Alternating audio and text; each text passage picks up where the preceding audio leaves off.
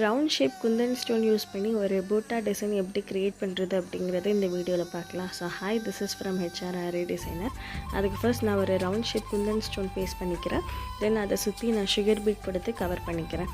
தென் நான் வீடியோவில் காட்டுற மாதிரி ஒரு ட்ராப் பீட் அண்ட் ஒரு சுகர் பீட் கொடுத்து மேலே கவர் பண்ணிவிட்டு தென் நான் மேலே எப்படி கவர் பண்ணனோ அதே மாதிரி நான் கீழேயுமே கவர் பண்ணிக்கிறேன்.